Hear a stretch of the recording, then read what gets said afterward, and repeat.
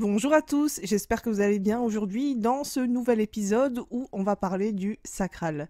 Alors non seulement je vais m'adresser aux générateurs et MG qui ont le sacral défini, et je vais vous parler aussi du fait de se reconnecter à soi, notamment refaire vivre le sacral et regarder un peu les signaux qui t'indiquent d'arrêter en fait tout ce que tu fais parce que justement tu t'épuises. Et je vais parler aussi du centre sacral non défini, donc ce n'est pas que pour les générateurs et les MG, je vais parler aussi aux projecteurs, manifesteurs et bien sûr les réflecteurs. Donc en fait, je fais un peu cet épisode suite à mon observation personnelle et aussi grâce à vos retours. Car il est vrai que parmi les générateurs et MG avec qui j'ai pu échanger, il y a une perte d'énergie et il y a un manque aussi de satisfaction. Et encore pour d'autres, il y a une totale déconnexion du sacral. Alors je dis totale, mais en fait, je pourrais pas donner le degré. Je dirais que tant que tu sais te lever, t'es pas encore totalement déconnecté. Mais vaut mieux éviter d'en arriver là. Alors déjà, qu'est-ce que c'est le centre sacral? C'est le centre de l'énergie vitale. C'est l'énergie qui permet de prendre soin de nous, mais aussi de nos enfants, de les élever aussi, de les mettre au monde. Cette énergie aussi nous permet de nous lever chaque matin et aussi d'aller travailler. Cette énergie nous permet aussi de créer, bâtir, construire une communauté ou autre chose. Et la clé, c'est le centre sacral permet vraiment de comprendre notre façon de travailler. Parce que si tu es générateur et MG, oui, tu peux travailler du matin jusqu'au soir sans presque t'arrêter. Et si tu es projecteur, manifesteur ou réflecteur, ton énergie est différente, donc tu vas travailler d'une autre manière. Et pas comme le générateur ou MG. Le centre sacral, moi je le vois un petit peu comme une centrale électrique. C'est une centrale électrique qui est vraiment vitale pour les générateurs et MG. C'est une énergie qui est durable et du coup, je t'invite vraiment à l'utiliser de façon efficiente. Faut-il encore comprendre ce que veut dire efficiente? Alors non, je vais pas t'inviter à prendre le dictionnaire et regarder de quoi il s'agit. C'est plus sur le fait que si t'es générateur ou MG, tu as le sacral qui est défini. Et le sacral te permet d'appliquer ta stratégie dans ta vie. Donc là, je mets une petite parenthèse, si tu connais pas le Human Design, je t'invite à aller regarder ta carte et bien sûr, aller écouter le podcast en fonction de ton type énergétique. Donc là, je vais commencer par le centre de l'énergie qui est défini, donc générateur et MG. J'aimerais vraiment que vous compreniez l'importance de développer le fait de répondre au bon travail et tirer parti de votre énergie en ce qui concerne votre centre sacral. En fait, je veux que ce soit vraiment important de comprendre le fait que c'est crucial d'utiliser son centre sacral de manière optimale et vraiment d'aller vous écouter intérieurement. Le centre sacral, il vibre, il réagit à la vibration, il réagit au fait de dire oui ou non. Le sacral réagit vraiment aux vibrations, à ce qui te fait vibrer. Si ça te fait pas vibrer, c'est aussi une réaction pour te dire non. C'est pour ça que ta stratégie, c'est de répondre, parce que tu vas répondre par oui ou par non. Ou tu peux répondre aussi par des sons, tu vas le sentir aussi intérieurement. Et lorsque tu t'y connectes et que tu comprends vraiment comment fonctionne ton sacral, tu vas écouter ces sons, peut-être que tu as arrêté de les faire parce que ça paraissait impoli ou qu'on t'a dit tais-toi, arrête de faire ça, alors que c'est totalement toi-même. Je sais que ton énergie, elle est vraiment durable sur le long terme et c'est difficile d'arrêter cette énergie lorsque tu te sens bien et vraiment que l'énergie, elle est allumée. Mais oublie pas que tu es humain et que toi aussi, tu peux t'épuiser. Et il y a aussi ce conditionnement qui est caché pour vous qui sont sacrales ou sacro, je sais pas comment on peut le dire au pluriel. Le fait de rester dans une situation qui vous ne convient pas parce que vous avez peur d'eux ou parce que vous dites que c'est raisonnable ou parce que justement vous vous mettez des barrières en disant je ne peux pas, je ne pourrai jamais. Mais finalement, c'est comme ça que vous épuisez le sacral en n'écoutant pas réellement ce sur quoi il a envie de répondre. Je te donne un exemple, le fait de rester dans un travail qui ne convient pas, qui ne te convient pas et que tu détestes. Alors oui, certes, tu pourras rester parce que tu as l'énergie durable, mais à un moment, ton énergie, elle s'épuise parce que tu ne fais pas un travail correct pour toi. Et tu vas finir par souffrir d'épuisement, que ce soit physique ou mental, parce que justement, tu n'es pas aligné au bon travail. Mais si tu as déjà commencé un travail aligné à ton autorité et ta stratégie, en fait aligné à ton type énergétique, le fait que tu ailles vers quelque chose qui te fasse vibrer, ou plutôt le fait que tu quittes un emploi que tu détestes, il y a une espèce de libération mentale qui se fait, Mais si tu es conditionné par le fait, par la peur ou le mental de dire ah non, mais je peux pas quitter cet emploi parce que sinon je perds tout, j'ai mes enfants, j'ai ma maison, et puis l'argent, et puis blablabla. Et en fait, ces conditionnements, du coup, ça va te limiter. Alors que si tu quittes l'emploi que tu détestes, et tu vas voir que tu vas répondre à une vraie opportunité parce que tu seras beaucoup plus aligné avec ton énergie. J'espère que ce petit point-là, tu l'as bien compris parce que c'est assez subtil à comprendre. J'ai plein d'exemples de générateurs justement et AMG qui font des travaux qui n'aiment pas forcément. Mais entre la conscience de le dire, est-ce que tu aimes ton travail parce que tu t'es habitué, ou parce que au fond tu te dis que t'as pas le choix, ou est-ce que tu aimes vraiment une partie de ce travail et tu détestes une autre partie, ou est-ce que vraiment c'est le métier que tu fais et que tu voulais faire, c'est le métier de tes études. Première chose et premier élément à se poser comme question, alors peu importe dans tous les domaines de vie, là je parle de travail, c'est parce que c'est ce qui revient énormément dans mes séances, c'est de te demander en tant que centre sacral défini, de te demander si est-ce que ce que tu fais, ça te fait vibrer. Vraiment, tu pourrais le faire gratuitement et tu pourrais le faire pendant des heures. Alors j'ai eu plusieurs cas de figure. Certains m'ont dit oui, je suis assez satisfait de l'ensemble de mon travail, mais non, je ne le ferai pas gratuitement. Là, encore une fois aussi, tout dépend de la relation avec l'argent, de ta relation en fait avec l'argent. Ou est-ce que vraiment tu sépares le fait d'avoir des passions et d'avoir un travail? Il y a des personnes à qui ça convient très bien et qui aiment leur travail en gagnant de l'argent, mais qui en font pas forcément une passion. T'as d'autres cas aussi où les gens sont vraiment passionnés par ce qu'ils font, donc qui pourraient le faire aussi gratuitement.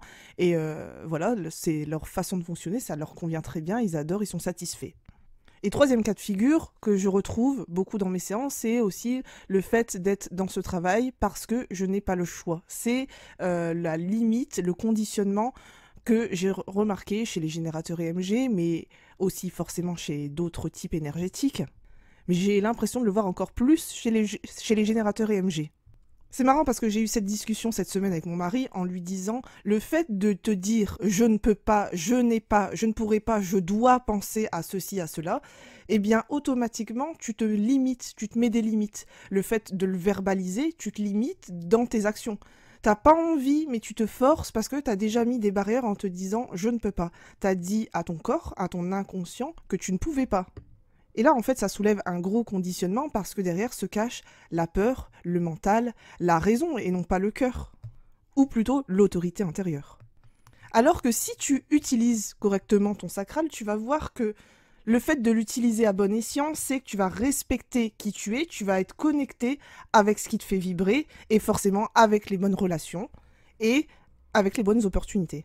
Donc la première étape pour vraiment écouter son sacral, se reconnecter à son sacral, c'est de prendre du temps pour toi, de prendre soin de ton corps, donc c'est naturel je dirais.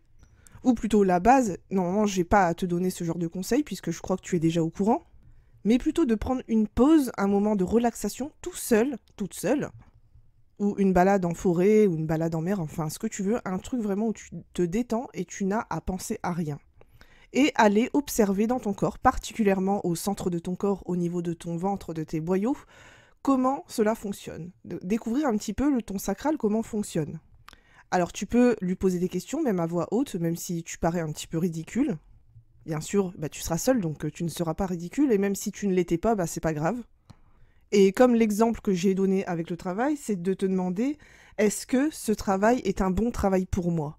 Le fait de te poser des questions fermées va aider à écouter aussi ton corps. Est-ce qu'il va dire est-ce que tu vas sentir une rétractation ou est-ce que au contraire tu vas sentir une ouverture, une vibration? Est-ce que aussi tu utilises cette énergie durable dans un emploi qui te convient plus? Ou même une relation? Et être vraiment dans le côté d'observation et non dans le jugement. Peut-être qu'aujourd'hui tu te sens limité, tu dis ouais je peux pas, mais juste aujourd'hui écoute ce que ton corps a à dire. Et en fait j'ai envie vraiment que tu conscientises le fait d'avoir des conditionnements tels que je peux pas. Je sais que c'est assez compliqué à comprendre, même à intégrer. Parce que moi avant je me disais ouais mais concrètement là aujourd'hui si je démissionne, comment je fais après? J'en suis même pas là, je suis déjà en train de prévoir un scénario auto-sabotant. Et en fait, le cerveau, il agit de façon naturelle et il va prendre le chemin le plus facile. Pas forcément le meilleur pour toi, mais le chemin le plus facile. Et on a tendance à s'auto-saboter. Et automatiquement, tu vas prendre des chemins que tu connais, donc tu vas dire ouais, je peux pas, parce que tu vas te donner toutes les excuses du monde, toutes les bonnes excuses, hein, d'ailleurs c'est fait pour ça, pour te dire non, je vais pas démissionner parce que je ne peux pas. En Human Design, c'est des choses sur lesquelles nous pouvons travailler, et notamment sur la partie graphique en rouge, donc du côté gauche de ton graphique. Parce que là, ça révèle vraiment ton subconscient. Si tu es en accord avec ton subconscient, qui est 95% de tes actions, ton subconscient dirige 80% de tes actions. De ta vie en fait. Et le fait de travailler sur les parties rouges, ça va t'aider à travailler sur les parties noires. Donc j'en ai parlé sur le podcast des planètes. Donc si tu ne l'as pas encore écouté, je t'invite à le faire. Et si tu ne le sais pas encore, aujourd'hui il y a plein de méthodes justement pour se déconditionner et pour se libérer justement de ces croyances limitantes.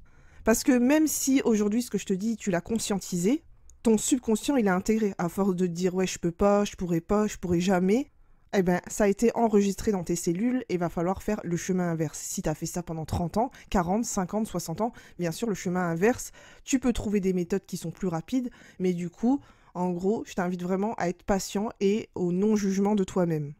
Parce que je pourrais être logique et te donner une autre vision de « je ne peux pas » à dire « ah, mais je démissionne, donc je suis libre. Je suis libre d'aller où j'ai envie, de faire ce qui me fait vibrer. » Et ça, ce conseil-là, c'est valable vraiment pour tout centre défini, non défini, enfin vraiment pour tout le monde. Deuxième étape que tu peux faire, c'est vraiment établir une liste de ce que tu voudrais.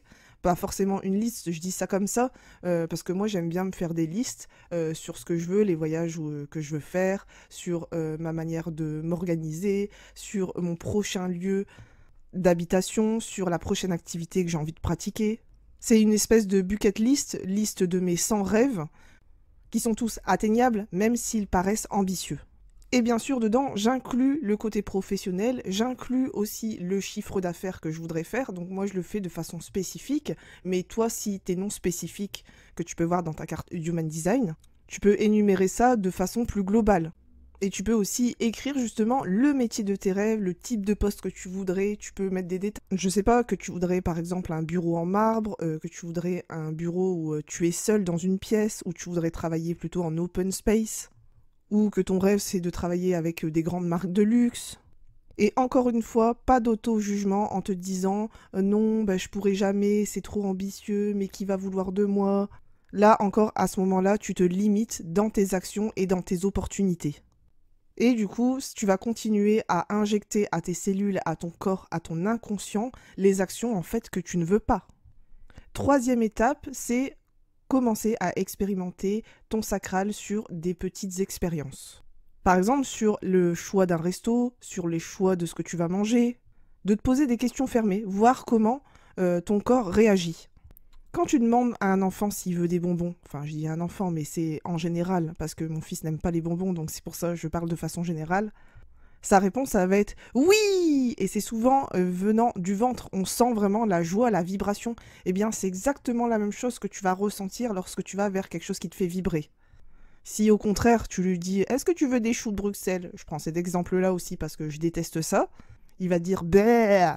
Et il va dire ça avec un son vraiment pour te dire « Non, je n'aime pas ». Les sons chez les générateurs et les MG sont vraiment très importants à exploiter, à écouter. Donc n'hésitez pas à vous exprimer. Donc fais vraiment tes expériences vraiment qui te ramènent à ta signature énergétique, qui est donc la satisfaction et la paix pour les MG. Le but vraiment est de faire des choses qui te mettent dans un état de satisfaction. Et encore une fois, en enlevant les barrières de limitation. Bien sûr, ça ne se fait pas du jour au lendemain, et bien sûr qu'il existe des méthodes pour accélérer le processus, mais le but, c'est vraiment d'expérimenter. Parce que pour avancer, il va falloir que tu puisses te connaître ton corps. Et surtout, être pleinement toi-même. Donc voilà, ça c'était la partie pour les générateurs et MG qui ont le sacral défini. Et maintenant, j'ai envie d'aborder pour les projecteurs, les manifesteurs et les réflecteurs que votre sacral est forcément non défini. Donc là, votre énergie, elle n'est pas durable. Un rythme de vie classique de 9 à 17 plus élevé des enfants risque de vous mener à l'épuisement. Et en plus de ça, si vous n'avez pas assez et suffisamment de temps d'arrêt et de soutien. Alors bien sûr, il existe des projecteurs, des manifesteurs et des réflecteurs qui ont plusieurs enfants, et bien sûr, c'est préférable d'avoir un soutien. Un mari, un employé ou des employés. Alors oui, bien sûr, plus facile à dire qu'à faire. Et c'est là qu'on voit vraiment, il y a beaucoup de projecteurs justement qui sont en épuisement, qui ne se sentent pas capables et qui culpabilisent justement de ne pas travailler parce qu'elles ont des enfants. Alors première chose parce qu'elles n'ont pas conscience qu'elles ont le sacral indéfini, et deuxième chose parce qu'elles sont conditionnées par la société qui disent que la femme, elle doit travailler, élever des enfants, faire la bonne femme à la maison, faire la cuisine, blablabla. Moi je suis un peu contre ces codes sociaux-là parce que déjà de 1, je ne sais pas faire à manger. De 2, j'ai déjà dit que c'est vrai que mon mari s'occupe plus de notre fils que moi. Et 3, je ne culpabilise pas du tout, mais vraiment pas du tout, à prendre du temps pour moi, voire 2-3 heures par jour en moyenne. Et c'est justement le moyen que j'ai trouvé pour me ressourcer. Et c'est bien mieux pour moi et pour les autres parce qu'après, du coup, je deviens hyper désagréable. En plus, avec l'énergie de ma porte 22 en soleil inconscient, je pense que l'ombre de cette porte, c'est que je pourrais fusiller des gens grâce à mon regard. Enfin, grâce. Je souris parce que c'est la porte de la grâce. Alors que dans ma véritable nature, je suis douce, mais quand ma porte 22 bascule dans l'ombre, je deviens hyper colérique, enfin voilà, je suis pas du tout agréable, je suis très désagréable, et ça peut être dans des cas où j'ai faim, je suis fatiguée, ou j'ai simplement envie d'être seule et qu'on n'arrête pas de me retenir, on dit allez, reste, et que là, j'en deviens hyper désagréable. J'ai une amie justement qui est projecteur, qui a 5 enfants, je crois. Et au vu de son visage, oui, je confirme, elle est en épuisement. Elle ne travaille plus, elle est la plupart du temps à la maison, elle ne sort plus et elle ne s'occupe plus d'elle. Donc, si tu es dans cette situation-là, je t'invite vraiment à prendre un temps pour toi. Si tu veux, bloque 1 heure par jour, si tu peux aussi, hein. Tout dépend de ta situation, mais essaye au moins de débloquer un temps pour toi. Je dis 1 heure par jour, mais au moins une fois dans la semaine. Le challenge avec un centre sacral non défini ou ouvert, c'est que tu vas surfer sur l'énergie des générateurs et des MG. Et tu vas avoir peut-être l'impression d'avoir une grande énergie. Et avec le centre sacral non défini, tu amplifies l'énergie des générateurs et MG et du coup tu as l'impression d'avoir une forte énergie. Et il faut vraiment que tu prennes conscience que ce n'est pas forcément la tienne. Tu es vraiment conçu pour utiliser cette énergie à court terme et non pas à long terme comme les générateurs et MG. Donc une journée de travail pour toi, ça serait bien de faire une journée aussi de repos, pour justement renouveler ton énergie qui va être justement différente.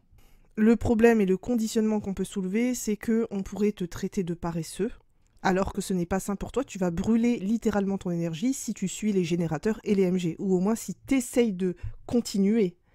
Et en gros, tu passeras à côté de ton véritable potentiel.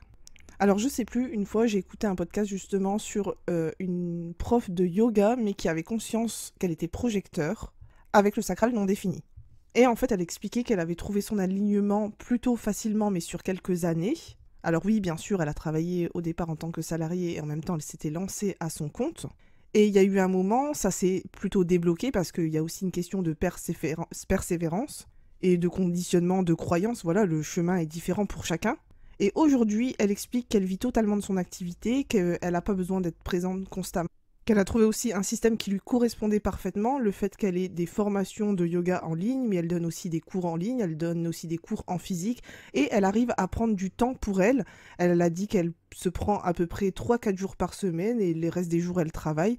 C'est assez aussi aléatoire en fonction des saisons, et elle est très alignée avec ce qu'elle fait et les programmes qu'elle lance. Bien évidemment qu'elle a expérimenté et elle a dû cheminer là-dessus, mais finalement, être soi-même, ça a fini par payer. Et tu vas voir qu'en t'accordant du repos, le repos que tu as besoin, tu verras que tu commenceras à suivre ta stratégie et ton autorité et tu vas constater ta vraie sagesse, ta vraie valeur. Et tu vas voir que c'est à ta portée de main, tu vas voir que les opportunités vont s'offrir à toi. Alors, 2 grandes questions que tu peux te poser et qui vont t'aider pour toi en tant qu'être non sacral, c'est est-ce que tu sais quand c'est assez ? Est-ce que tu sais quand c'est assez de travailler ?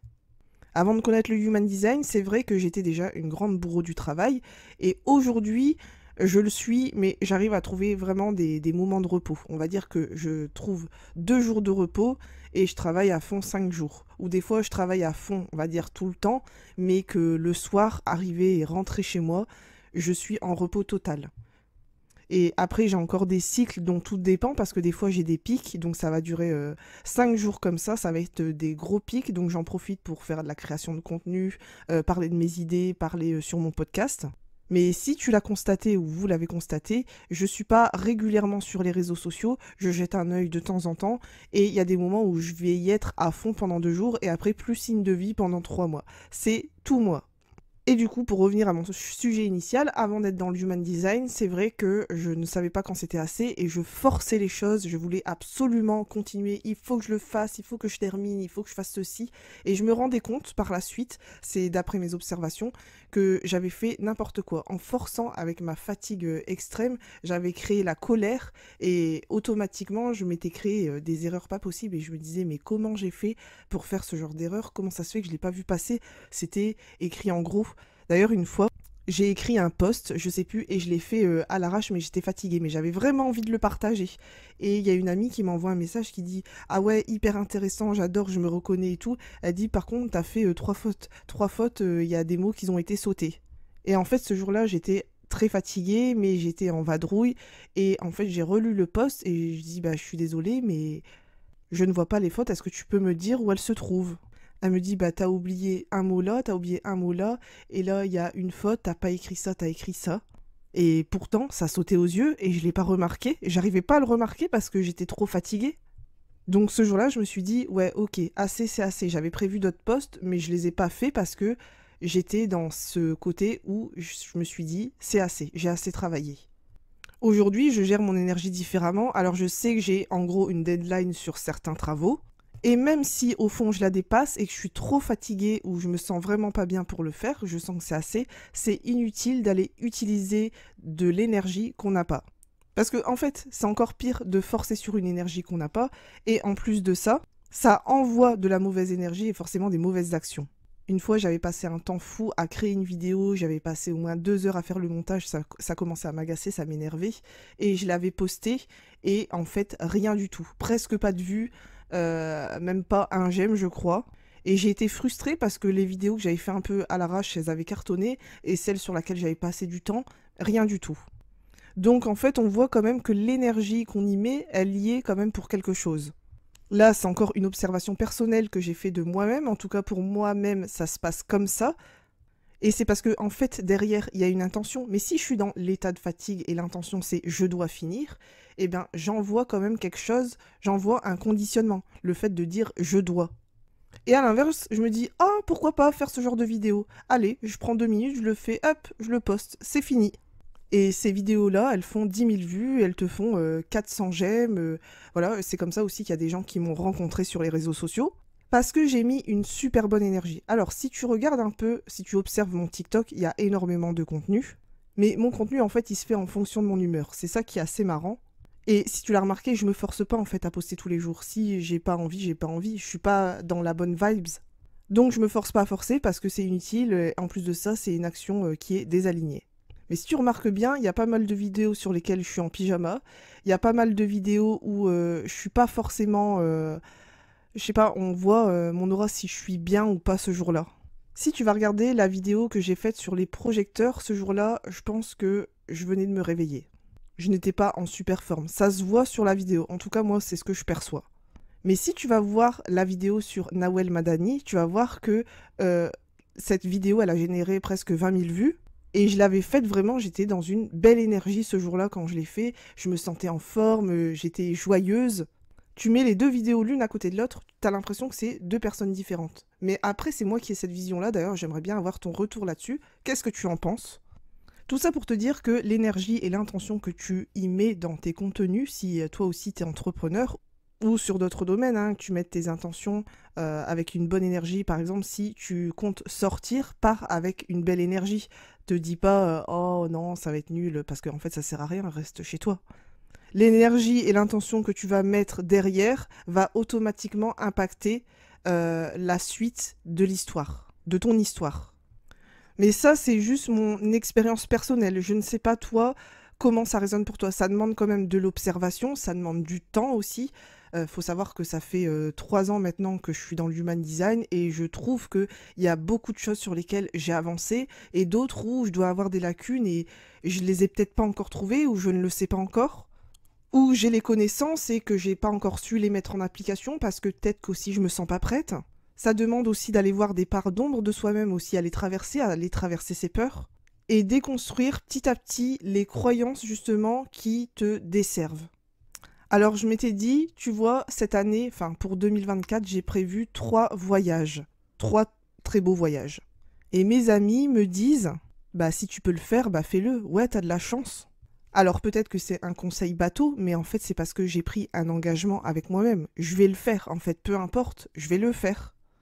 La question, c'est pas le fait d'avoir de la chance, c'est parce que j'ai envie de le faire, c'est un engagement que j'ai pris avec moi-même. Et ce n'est absolument pas une question d'argent, c'est une question de je m'engage à le faire parce que c'est un truc que je veux faire. Et une amie à moi, elle me dit ouais, mais il faut de l'argent pour tout ça, enfin voilà, quand même, les voyages, ça coûte cher. Et tu vois là, moi je comprends pas parce que tu viens de payer un iPhone à ta fille. Tu viens de payer un iPhone qui coûte 1000 euros. Mais tu sais pas te payer un voyage à 1000 euros. Donc c'est une question de priorité, de croyance et aussi de savoir ce qui te sert et ce qui ne te sert pas. Et forcément, l'excuse de il faut de l'argent, c'est pas le centre du monde. L'argent, oui, contribue à beaucoup de choses et on est là aussi pour l'accueillir, l'utiliser, mais pas en faire une excuse. Bien sûr que l'argent va te donner une certaine liberté si tu as une énorme somme d'argent, mais si tu n'as pas cette somme d'argent aujourd'hui, et que tu as de grandes ambitions, tu y vas étape par étape, tu vas finir par l'atteindre ta grande ambition. Et j'ai envie de te dire aussi que la vie, elle est hyper surprenante parce que des fois, il suffit vraiment d'un événement, une rencontre, vraiment le fait de suivre son autorité, sa stratégie. Aujourd'hui, je fais beaucoup de choses avec mon intuition parce que je suis autorité splénique. Et j'ai commencé vraiment à la développer sur plein de petites choses et je ressens l'énergie des gens, je ressens les gens s'ils sont malades, je sais que c'est bizarre à dire. Je vois même si quelqu'un va mourir très prochainement. Bon, ce n'est pas le don le plus agréable, mais celui-ci me permet de me préparer à la mort proche d'un proche. Comme j'ai pu le faire un peu pour mon père. Mon père, il est décédé il y a longtemps maintenant. Et j'ai senti déjà 2 mois auparavant qu'il allait mourir. Alors je pense qu'à ce moment-là, je me voilais un peu la face. Je me disais non, c'est pas possible et tout. Mais un jour, ma mère m'a appelé pour me dire que c'était la fin, qu'il fallait le voir avant qu'il meure. Je pense que sur le moment, ça a été une réaction. J'ai pleuré sur le moment et ma réaction a été un peu à chaud. J'ai pleuré peut-être 20 secondes. Et mon corps a encaissé le choc de cette manière-là sur 20 secondes, mais en fait mon corps était déjà préparé puisque après par la suite je n'ai plus versé de larmes parce que j'étais déjà prête à ce qu'il s'en aille. Et mon corps s'était déjà préparé 2 mois avant. J'ai d'autres dons sur ce côté-là un peu intuitif, c'est de canaliser des fois des messages qui sont pas forcément importants, mais de recevoir, de savoir des choses qui vont se passer sans qu'on m'en parle. C'est déjà arrivé plusieurs fois dans des conversations qu'on me dit je te l'avais pas dit, il me semble. Non, tu me l'avais pas dit, mais je le sais. Et c'est assez bizarre comme sensation. Bon, voilà, je dérive. Peut-être que l'intuition, je devrais aussi en faire un podcast, et j'en ferai certainement un. Je vais parler du splénique. Et je parlerai aussi dans un prochain podcast aussi, j'ai tellement d'idées sur l'argent parce que vraiment on a tendance à en faire une affaire d'État, vraiment avoir une relation assez compliquée avec l'argent et j'ai vraiment envie de te donner des clés pour t'aider à détacher certaines croyances de l'argent. Juste, je te transmets mes connaissances, tu prends pas, tu fais ce que tu veux. Donc voilà la fin de ce podcast. Je pense qu'aujourd'hui j'ai assez parlé et je commence à avoir faim. Donc ça y est, je vais partir manger, sinon je vais devenir désagréable. Je te souhaite une bonne journée, une bonne soirée, un bon week-end et n'hésite pas à me mettre les 5 étoiles si tu as apprécié mon podcast.